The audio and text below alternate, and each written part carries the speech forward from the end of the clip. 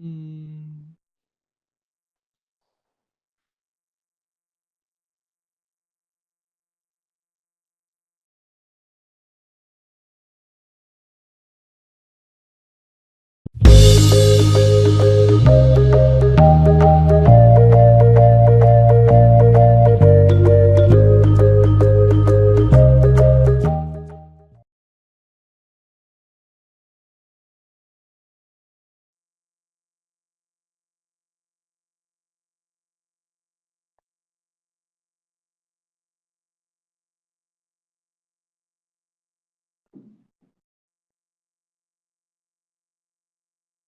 Buenos días, buenas tardes a todos. Bienvenidos al webinar Cómo dirigir proyectos sin morir en el intento. Mi nombre es Pedro Balsa.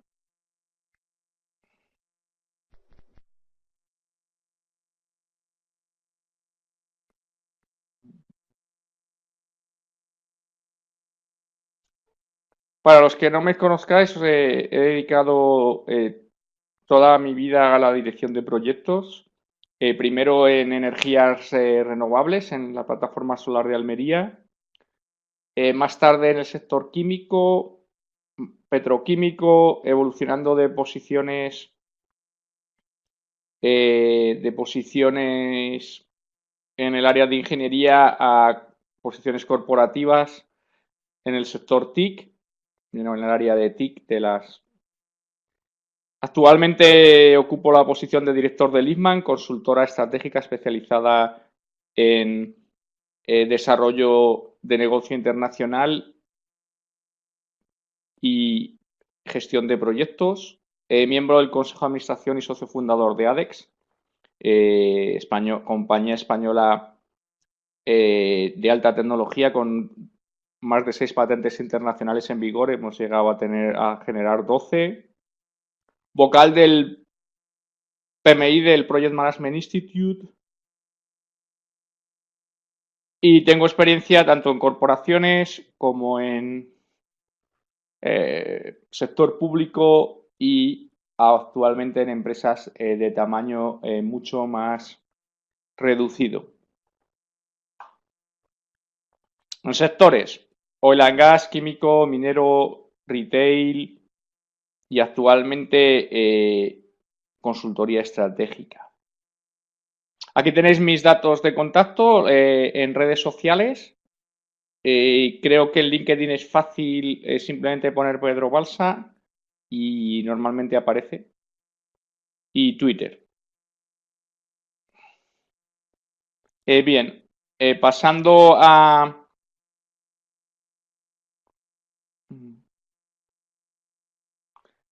lo que vamos a cubrir hoy, nuestro objetivo hoy es entender un poco la vida del director de proyectos, ¿no? El director de proyectos es una persona que, como dice François Truffaut, el director de cine, es una persona a la que continuamente le están haciendo preguntas que tiene que responder, ¿no? ¿Dónde ponemos la cámara?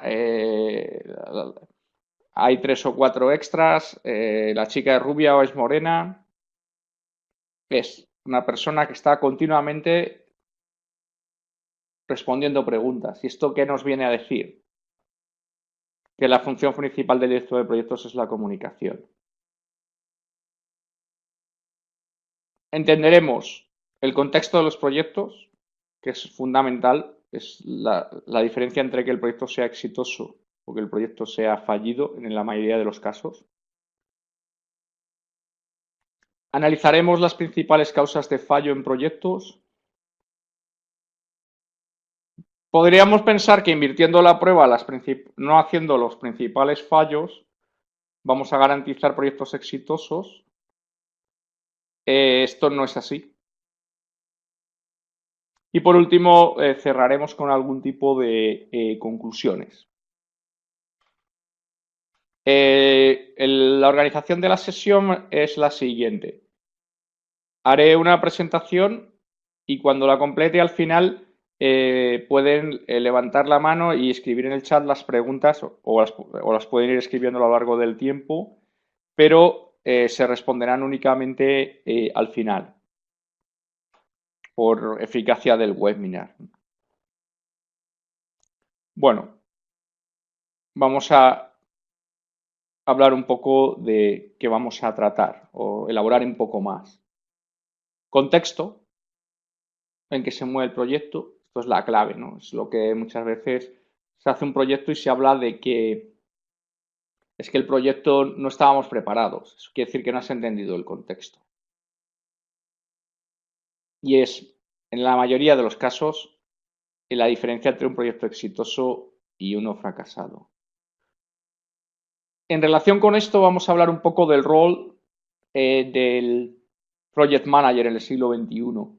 Y esto lo ha elaborado PMI recientemente, el Project Management Institute, con un concepto del triángulo del talento.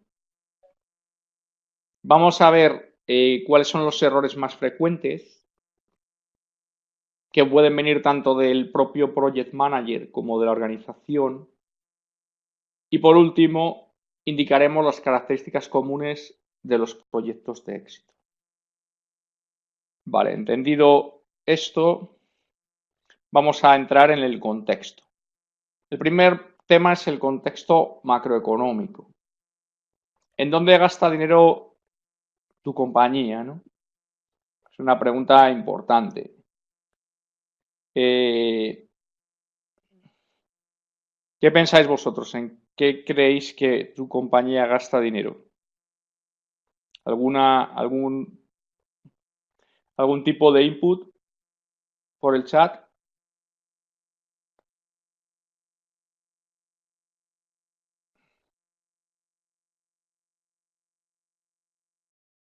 Bien. Lo primero es en mantener el negocio operativo, los gastos diarios o rutinarios que tenemos en una empresa, ¿no? ¿Qué gastos tenemos? Pues típicamente se nos ocurren las nóminas, ¿no? Al menos que la empresa sea capaz, eh, que sea capaz al menos de pagar mi nómina, ¿no? Alquileres de los edificios, maquinaria, materias primas si es una empresa de fabricación. Este tipo de gastos son gastos puramente operativos, ¿no? Es mantener tu negocio operativo. Llamamos en España mantener la verja abierta. Cuando en una tienda, digamos, pues tienes por la noche echas una verja para que no te roben el escaparate y por la mañana lo levantas, ¿no? Claro. Los ingleses y americanos lo llaman keep the lights on, ¿no? O sea, mantener el mínimo. Pero claro, ¿esto es suficiente? Normalmente no. Ocurre que un negocio es como una bicicleta, o va para adelante, o sea, vas moviéndote o te paras y te caes. Entonces no tienes que crecer. Para crecer puedes hacer dos cosas fundamentales. Hacer lo mismo en otro país, como han hecho con gran éxito las constructoras españolas en países sudamericanos y de Oriente Medio. O bien extender la gama, ¿no? Pues yo me dedico, soy una empresa, 100 Montaditos, no sé si la conoces, una empresa de pequeños bocadillos, pues pongo helados. Es decir, es más o menos mover un poco mi negocio. O nosotros, pues en tiempos trabajé en el sector químico en un producto que es el dióxido de titanio, que es la base de la pintura. Tú puedes añadir al negocio de la pintura, pues decir, pues además ya que tengo la base, pues voy a hacer la pintura. Eso es expandir tu negocio. Pero ahora se habla mucho de transformar, ¿no? La famosa transformación digital. ¿Qué es transformar? Pues es que tu negocio como tal desaparece y aparece otro mayor en principio.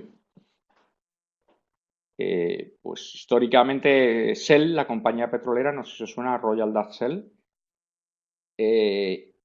su logo es una concha, ¿no? De hecho el nombre es concha.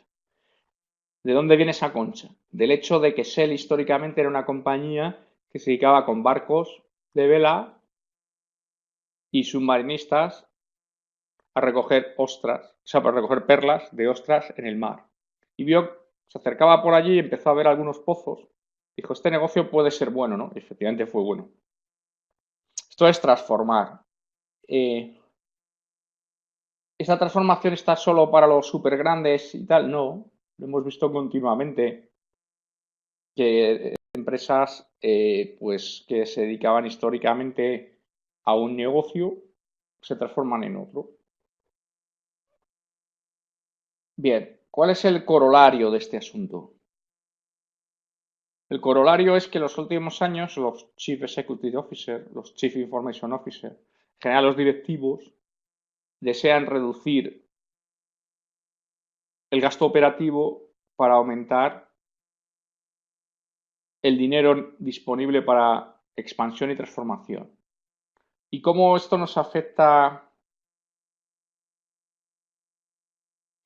¿Y cómo esto nos afecta a todos? En la percepción de que hay que hacer más con menos. Antes no existía, primero no existía ninguna norma de calidad. Luego existió la norma, primero ISO 9000, que ahora es 9001. Luego, pero es que también hay que tener el tema de medio ambiente. ISO 14001. Ya, pero y a lo mejor necesitamos más de proyectos, 27500.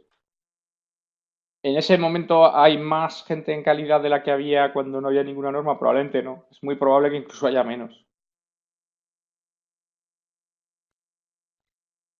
Vale, ahora mismo estamos en un entorno Buca. ¿Alguno sabe por el chat cuáles son las letras de Buca? Voy a esperar 20 segundos.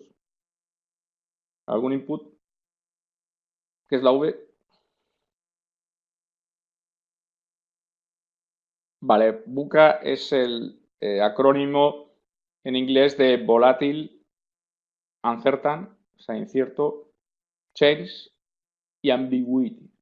Estamos en un entorno que es mucho más volátil, hay muchos más cambios, es incierto, pero con un cambio rápido, ¿no? En otros tiempos probablemente había mucha incertidumbre, pues imaginaros la incertidumbre que podía tener Hernán Conteso, Pizarro o Colón cuando se montaron para ir a América. Claro, pero no había tanto cambio, no había tanta ambigüedad.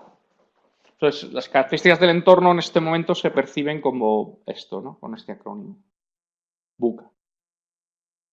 Entonces, ¿qué es lo que ocurre, no? ¿Qué es lo que nos dijo Marley en este evento en Dubái que tuve la suerte de asistir?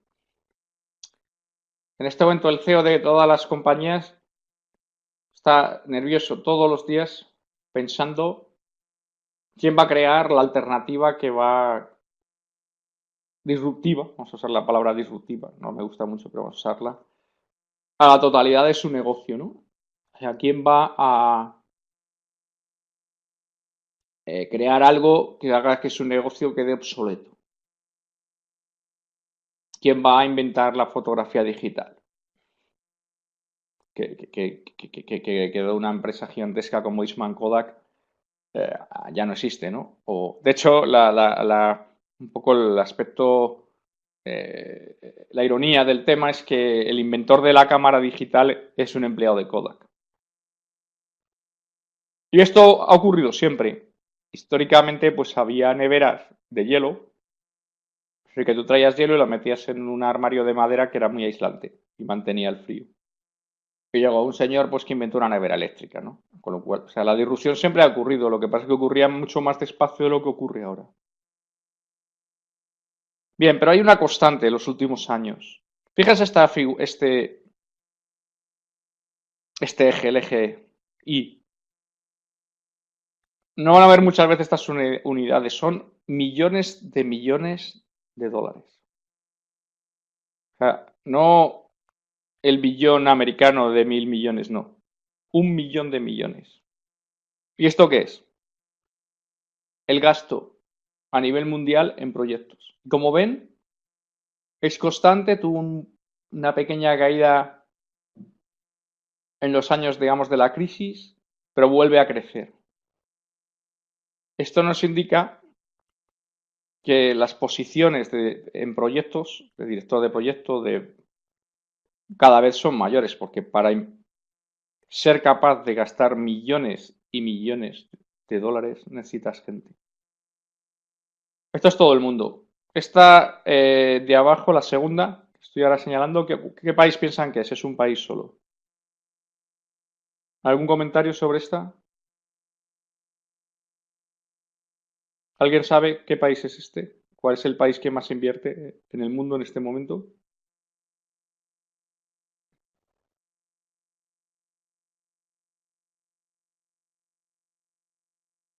Vale, la mayoría, ha habido varios, el último es Christian, efectivamente, el país que más invierte en el mundo es China.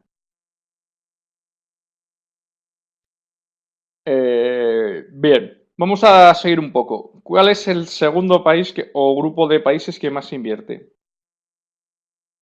¿Qué es esta línea?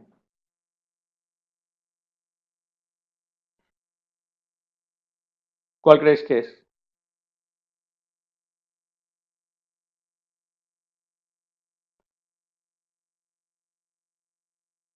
¿Unión Europea? ¿Algún otro comentario?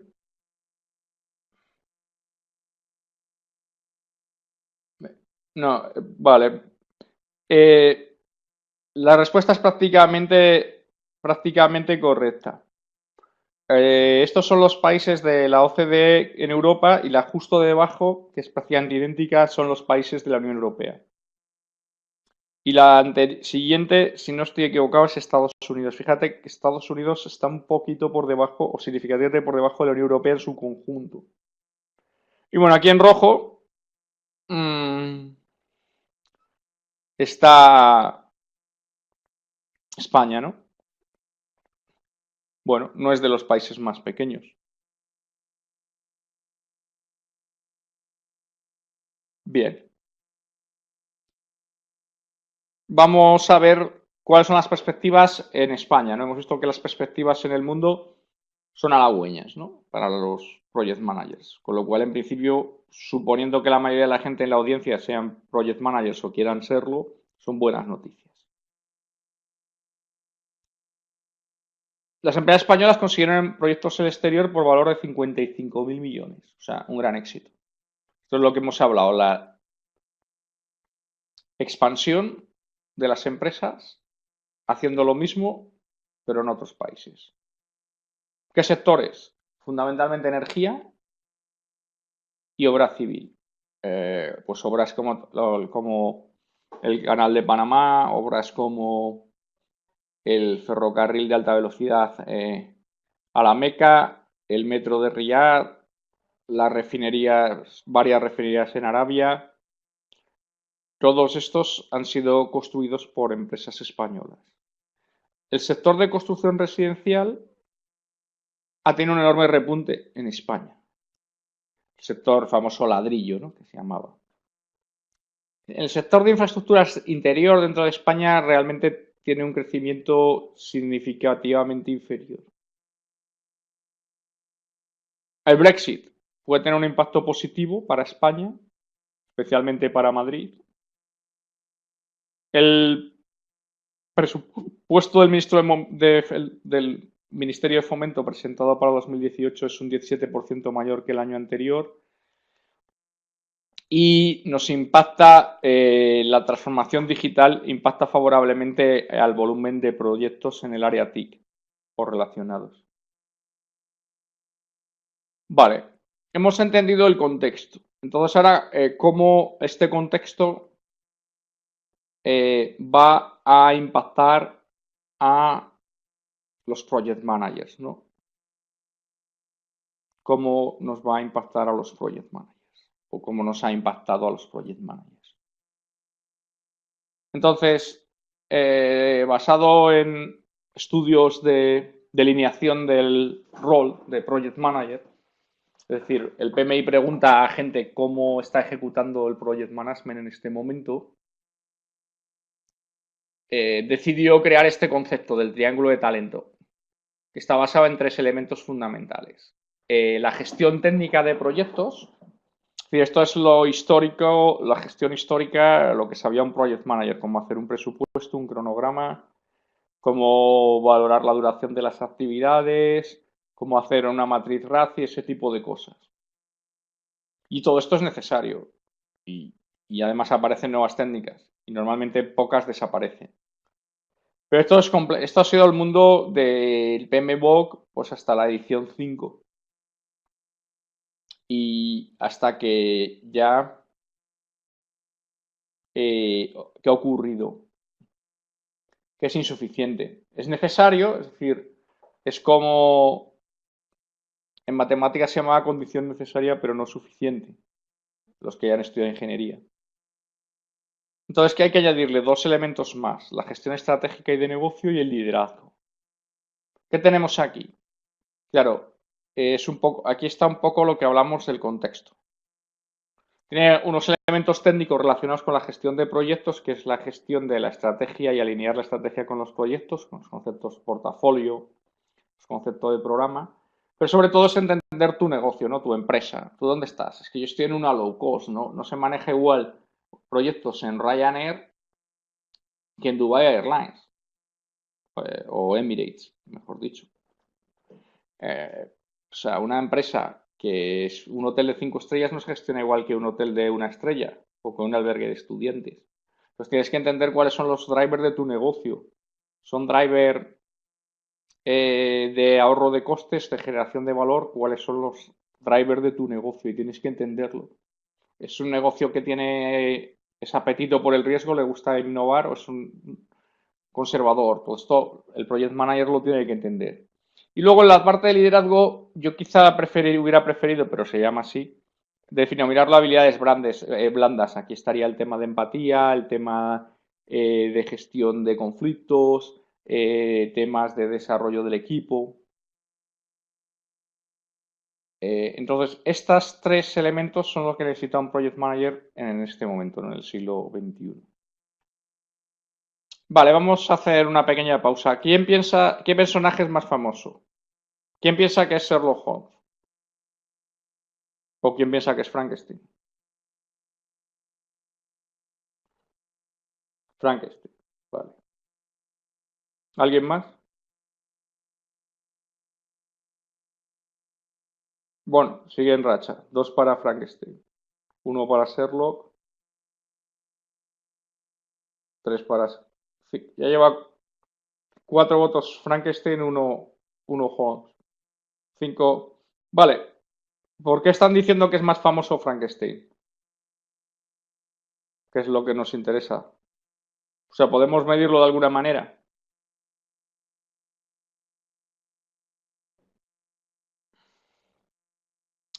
Para medirlo hay una herramienta de Google. Google hace un tiempo digitalizó todos los libros existentes. Y entonces lo que tiene una herramienta que es Ngram, que te permite ver cuántas veces se referencia. Y entonces efectivamente Frankenstein se referencia más que Sherlock Holmes en este momento, ¿no? Y durante la mayor parte del tiempo. Empezó antes, se, se definió por Mary Shelley a principios del 19. Como vemos, Sherlock tuvo su etapa de éxito, pero ahora está por debajo. Lo interesante es que podemos ver los hits, el número de veces que se menciona, tanto un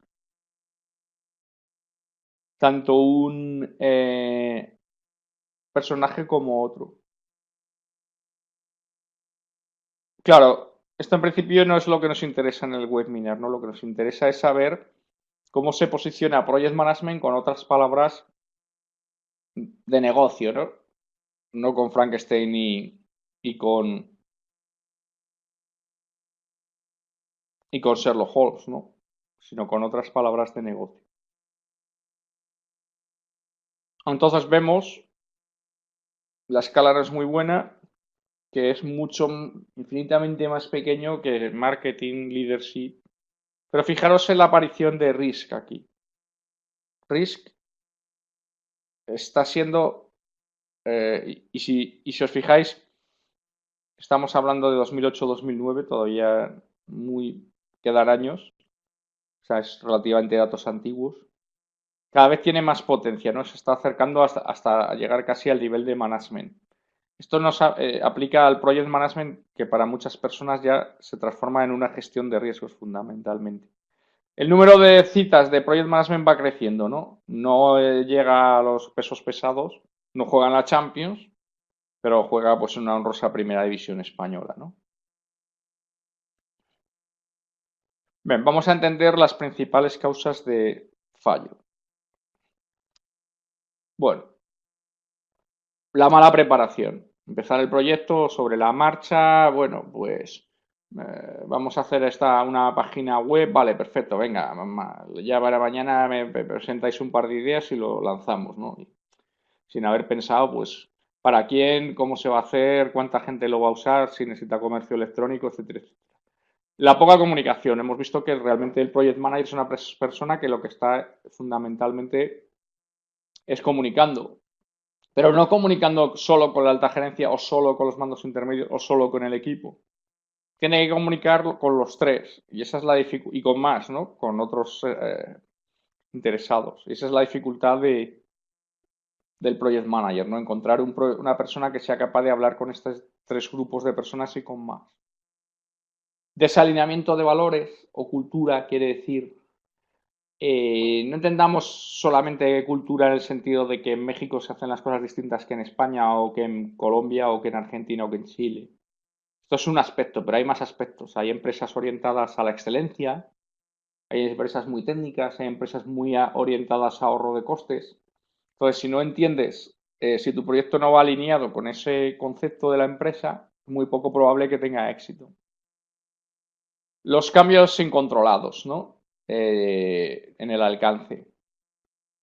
Es decir, no se gestionan bien los cambios y de repente, pues como, pues añádeme, quiero hacer una casa, no, pero añádeme una piscina, necesito un solarium, no sé qué, entonces, vale, y si esas adiciones aportan valor, vale, pero muchas veces ocurre que no aportan valor, sino son ideas, pues, de poco, eh, de poco valor, que aportan poco valor al proyecto. Y bueno, directores de proyectos inexpertos, ¿no?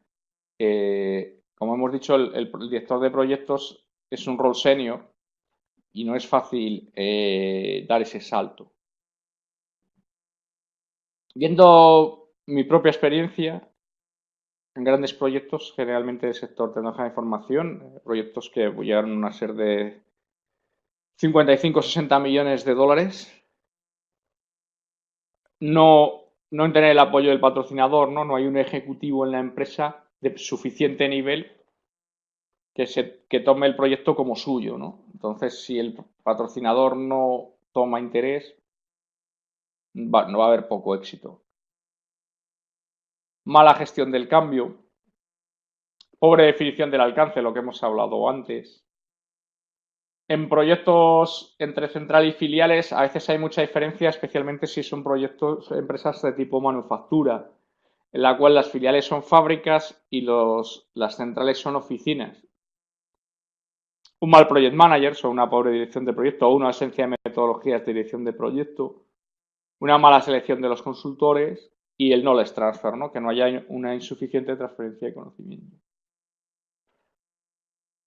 Pues dices, pues poniendo todo esto en positivo, apoyo el patrocinador, buena gestión del cambio, buena definición del alcance, expectativas realistas, pues tengo ya las características de un proyecto de éxito, ¿no?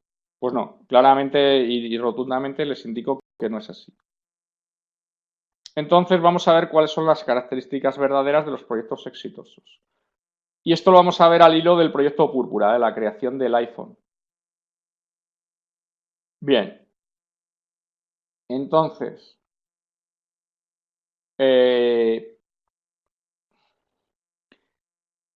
un proyecto exitoso, en opinión de Juan Antonio Nieto, que fue el presidente del Project Management Institute, fíjate que fijaros que es un momento totalmente reciente, 23 de noviembre de 2017, no hace ni 6 meses.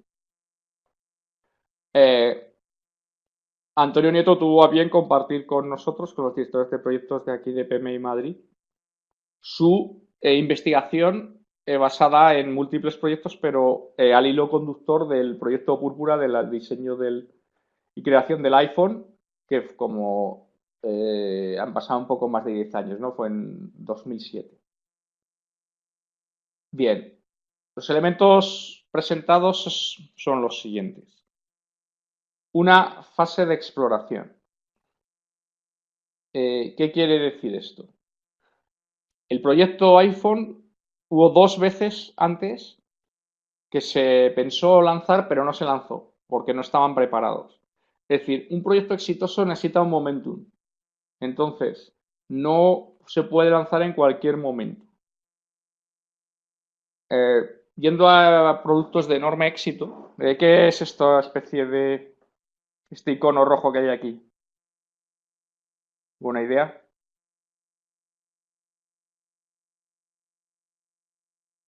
¿Qué es este invento que estoy señalando? ¿Nadie? Bueno, esto es un producto exitoso de... Sí, es una máquina para café, pero no es una máquina para café cualquiera, no es una Nespresso.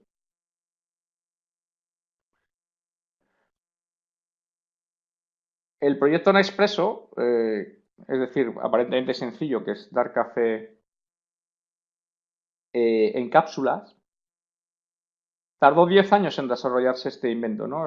El método de conseguir un café de altísima calidad con este tipo de maquinaria, ¿no? En tu casa, no con las máquinas que hay en los hoteles y restaurantes, ¿no? Y tardó otros 10 años en saberse comercializar. Es decir, hemos hablado de entornos VUCA, cambio rapidísimo. Unas veces es muy rápido y otras no es tan rápido. Hay proyectos que necesitan su maduración, como es este ejemplo, que es un ejemplo además de éxito.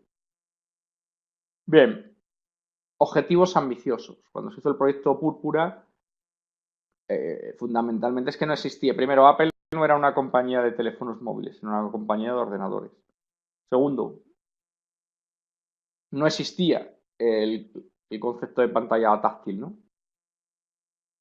Entonces, digamos, son objetivos muy ambiciosos, meterte en un negocio en el cual tú no estás con una tecnología que no existe en principio.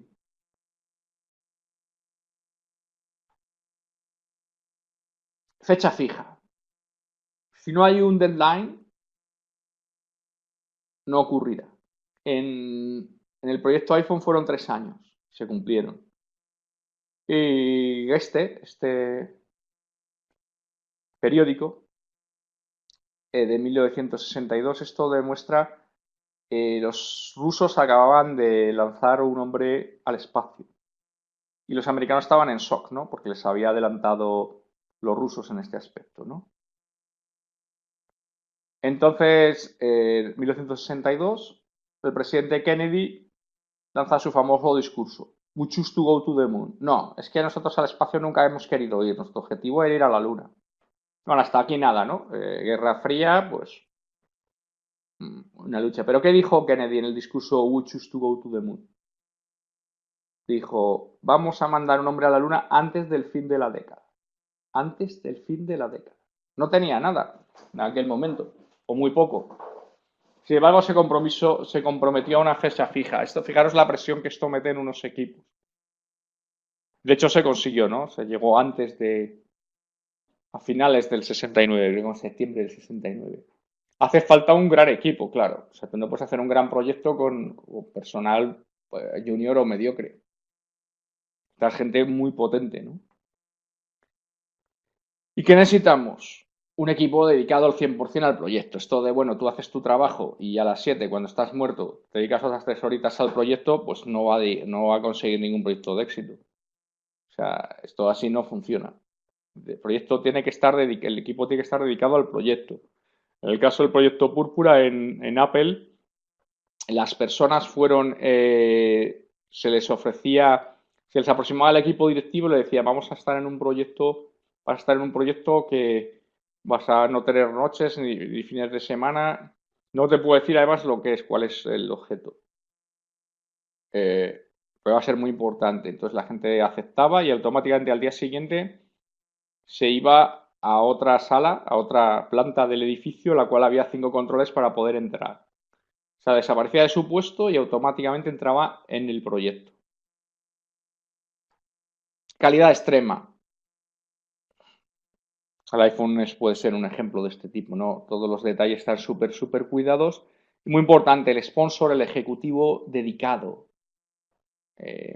Steve Jobs, el CEO de Apple en aquella época, dedicaba el 40% de su tiempo al proyecto. ¿Y cómo se sabía? Porque 2 días en semana trabajaba desde la planta 2, donde estaba el resto del equipo. Y los otros 3 trabajaba desde su despacho normal. Bien, en conclusión, el contexto de los proyectos es vital. Estamos en un contexto de menos es más. El contexto es volátil, es ambiguo, es cambiante y por ello los las metodologías tienen que adaptarse a este entorno. El perfil del director de proyectos, con su aspecto técnico de dirección de proyectos, su aspecto de negocio. Entendamos muy bien que el técnico de dirección de proyectos quiere decir hacer un cronograma, un análisis RACI, calcular un presupuesto, que no estamos hablando de la propia técnica de ser ingeniero o arquitecto, que también puede ser necesaria. El aspecto de liderazgo o habilidades blandas y el aspecto de negocio, ¿no? Entender tu negocio y cómo son los negocios en general. Enfatizamos que el crecimiento en inversión de proyectos a nivel mundial es constante. Hemos mostrado los principales elementos del proyecto de éxito a través del hilo conductor del proyecto Purple de Apple. Y con esto doy paso a vuestras preguntas. A ver, ¿podéis abrir el chat?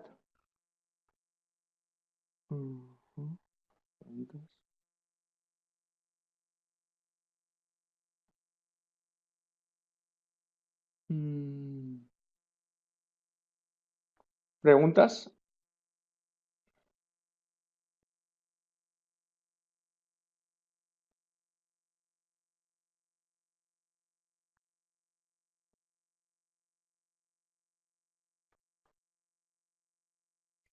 Mm,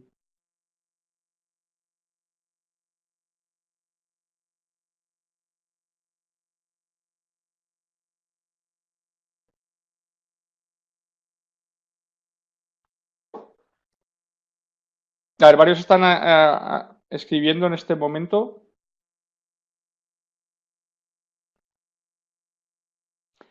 Oscar pregunta, ¿la intuición debía ser parte de las cualidades del project manager?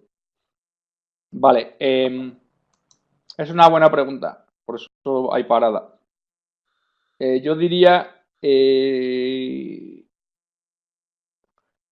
el famoso libro Seis sombreros para dirigir, eh, se habla de un tipo de toma de decisiones como llamamos asentimiento, ¿no? Es decir, no sé por qué, pero esta persona no me cae bien o este proyecto me parece mala idea.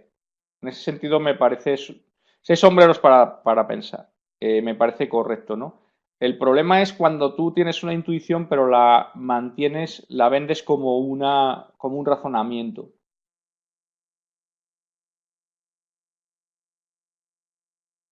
Alicia Trinidad, ¿cuál es la mejor forma de presentar un proyecto en un segmento donde la educación tecnológica no está al alcance del entorno TIC? No sé si entiendo muy bien la pregunta. ¿Puedes aclarar Voy a un poco entenderlo. más?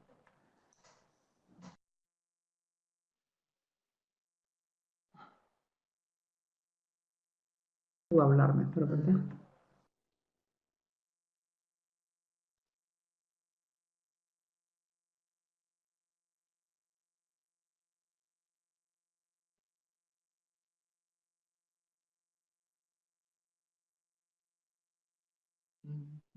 Bueno, Alicia creo que está escribiendo. No sé si hay alguien más.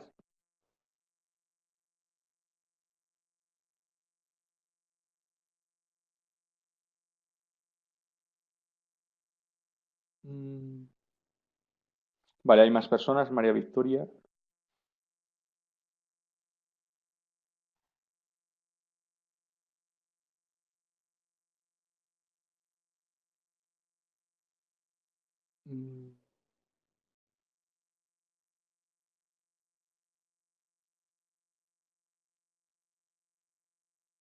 Vale, la pregunta de Alicia es, está diseñando un proyecto de tecnología de información, pero en un entorno que aparentemente no es tecnológico, ¿no? Este lo he conocido porque pues, se han automatizado fábricas que eran puramente manuales, ¿no? Y que los operarios, pues eran de estas personas, pues que son mecánicos, pues que tienen los dedos el doble de gordo de lo normal, ¿no? De tanto coger el martillo. Pues es cuestión de ir buscando a los que sean más abiertos tecnológicamente. Hay gente que es mucho más inteligente o coge más fácilmente este tipo de cosas y con mucha paciencia, ¿no? Es evidente que hacer un cambio tecnológico del tipo que sea o un cambio organizacional no es inmediato de hoy para mañana.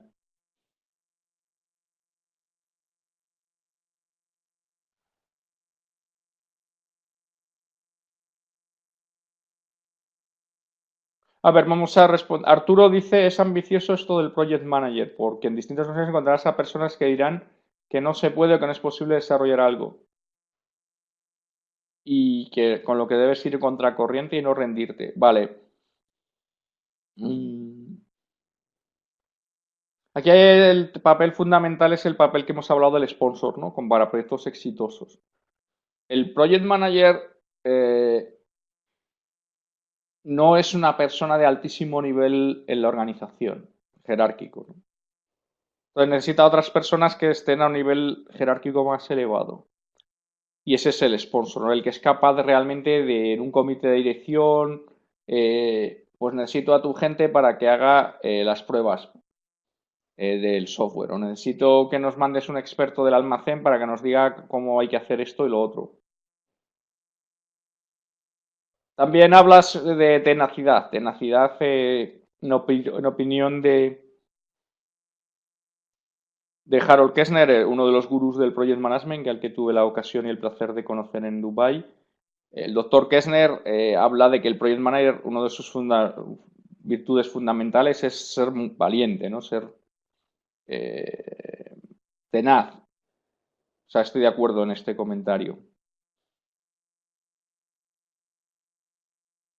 ¿Cuál es la principal causa de que un proyecto no tenga éxito?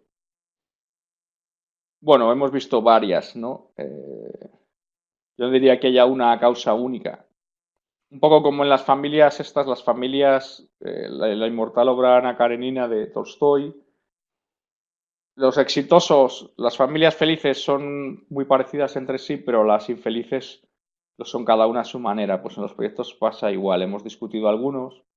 Mala gestión del alcance, por ejemplo, tanto en mala definición como en que se vayan añadiendo cosas sin valor. Mm, pero yo no diría que hay una sola.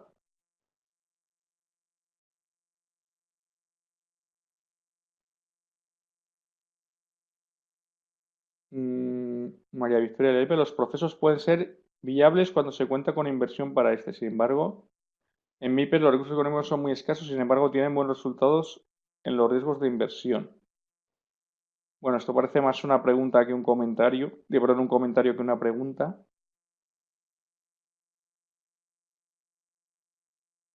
Sí que es cierto que muchas veces ocurre que no todo se resuelve con dinero, ¿no? Porque lo primero que hay que plantearse en un proyecto es cuál es el problema, ¿no? Y si resulta que el proyecto no va a resolver el problema, hablando de proyectos puramente de ingeniería, he tenido en mi experiencia, pues el problema es que esta máquina no es suficientemente grande, no es suficientemente potente, se cambia la máquina y no ocurre porque no era el problema, no se resuelve el problema, se hace otra cosa que no tiene nada que ver con el problema.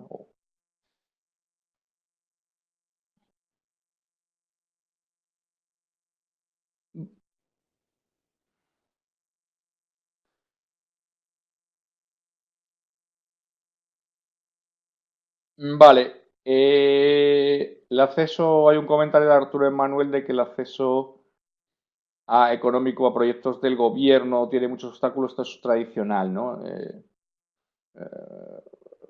Continuamente se están cambiando las leyes. En España recientemente se ha cambiado la ley de contratos públicos, de licitaciones. pero sigue siendo, digamos, prolija, ¿no? Y creo que ha sido relativamente desfavorablemente recibida por el sector.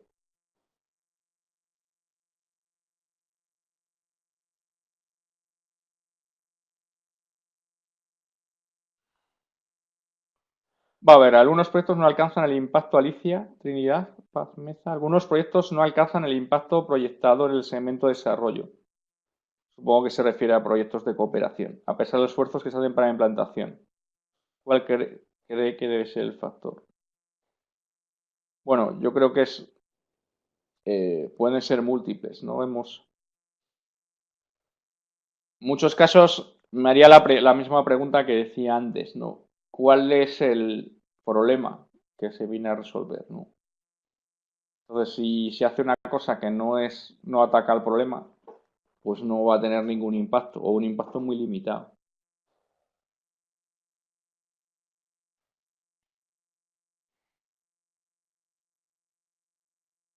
Mm,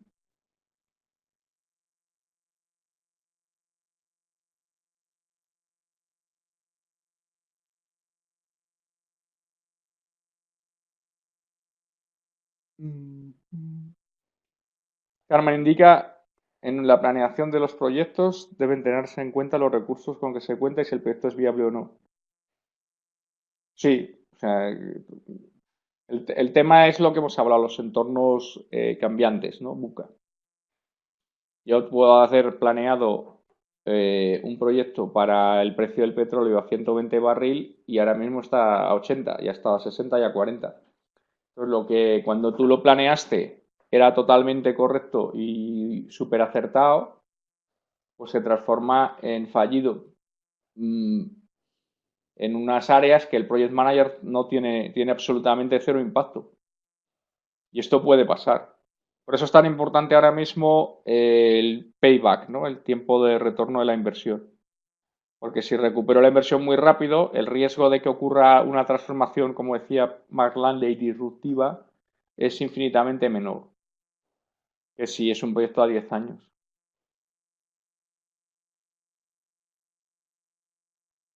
Oscar hace una buena pregunta. Si yo considero que el proyecto va en mal camino y la probabilidad de mejorarla es escaso, ¿qué recomiendo hacer? Pues esto, la recomendación es probablemente presentar una propuesta de cierre del proyecto. Es decir, el PMBOK lo refleja, no todos los proyectos acaban exitosamente. Si ya sabemos que no va a acabar exitosamente o ha perdido el sentido, ¿no? Por ejemplo, no ya porque el project manager o el equipo no lo sean capaces de desarrollarlo, sino también porque la necesidad ha desaparecido, ¿no? A lo mejor estaba caro el petróleo y ahora está barato, entonces no me interesa un proyecto de energías renovables, simplemente porque el petróleo ha bajado.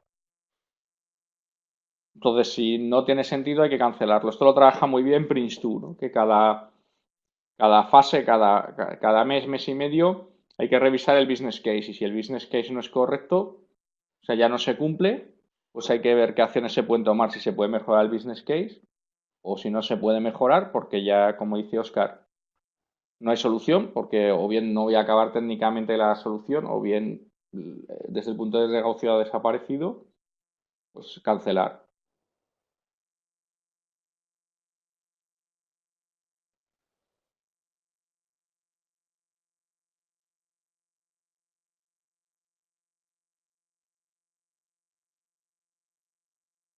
Claro, Oscar repitiendo, evidentemente, atendiendo a las consecuencias es más fiel, o sea, lo que hemos considerado, ¿no?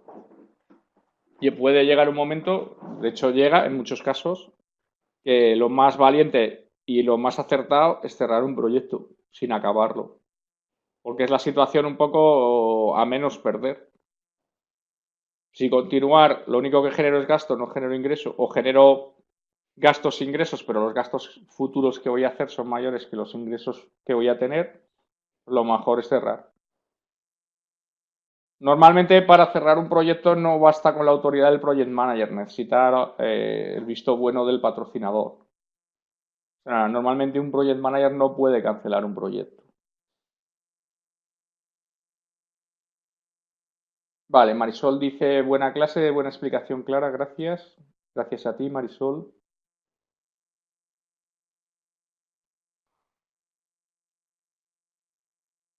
¿Tendrían los proyectos para pymes factores adicionales a considerar, dado que se enfrentan a otras limitaciones, como no tener reconocimiento mundial o mercados específicos que les interesa llegar?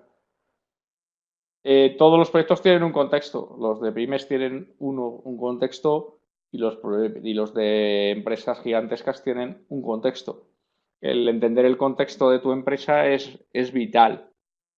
Yo no diría adicionales, probablemente los proyectos de pymes sea al revés, ¿no? Un megaproyecto de una refinería tiene más factores que uno de pymes. O sea, es más fácil entender cómo se hace un megaproyecto y de eso quitar lo que no es aplicable que al revés. O sea, es decir, yo diría que una pyme tiene menos requerimientos. El problema de una pyme es que probablemente tiene también infinitamente más recursos. Entonces, proporcionalmente, probablemente eh, una persona tenga que cubrir múltiples roles. Eso lo reconoce muy bien el PMBOK y más en la sexta edición con el concepto de tailoring. Es decir, yo soy una empresa, pues la mía, somos 6 personas. Pues claro, yo no puedo tener 8 personas, un equipo de 8, cuando toda la empresa son 6.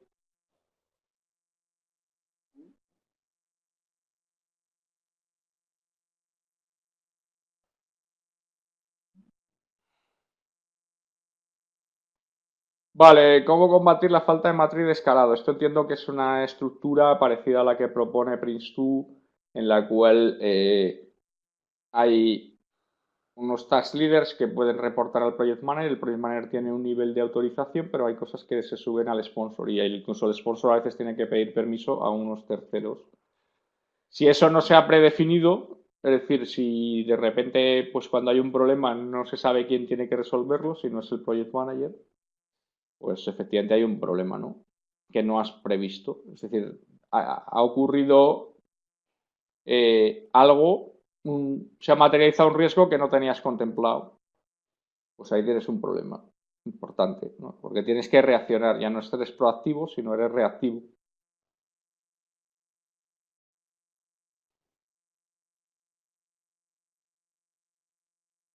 ¿Consideras para una pyme la inclusión de importaciones para reducir costes de fabricación sabiendo que el retorno de la inversión es mayor a 5 años? Es una decisión empresarial que yo no. Sé que en muchos casos había como una regla mágica de un retorno a la inversión de 2 años, pero también es cierto que hay grandísimos proyectos que tienen un retorno a la inversión de 5 o de 7 años, porque a lo mejor luego lo que realmente se gana es infinitamente mayor. Mm, sí, efectivamente, siguiendo esto, Marian, muchas gracias. Milagros Cuello, muy buena presentación, gracias. Efectivamente, digamos, no hay una regla en términos de payback, las reglas las define la empresa, igual que en términos de tiro o de ban. Y no hay una regla mágica, porque ahora cuando hubo la crisis, pues los que habían sido arriesgados, o que torpes y tal, que habían sido muy arriesgados. Pero claro, a lo mejor el que fue arriesgado en el año 1998 y lo continuó siendo hasta 2005, ganó muchísimo dinero y creció muchísimo su empresa. Y luego se cambió a un perfil conservador y lo mantuvo. Entonces, son decisiones de alta gerencia. Bueno, una última pregunta que ya estamos llegando a la hora. Considera, que considera la intuición agregando temas externos e internos. Bueno, el tema de la intuición ya lo hemos tratado, ¿no? Si tú percibes algo en negociación o en cualquier, hay una idea de, bueno, esto no, este negocio no sé, no me parece bueno. Normalmente, digamos, no suele ser bueno.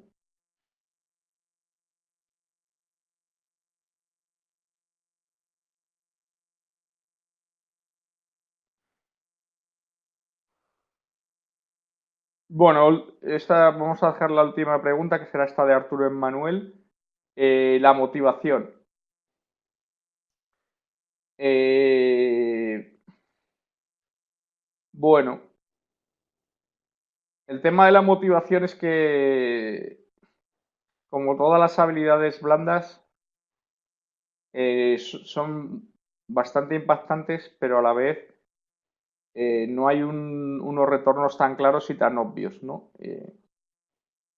Y yo personalmente pienso que es, eh, personalmente pienso que es eh,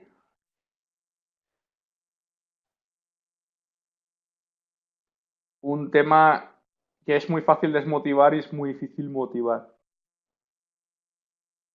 Bueno, con esto yo creo que podemos dar por cerrada la conferencia. Os agradezco todas las preguntas y seguiremos en contacto. Muchas gracias.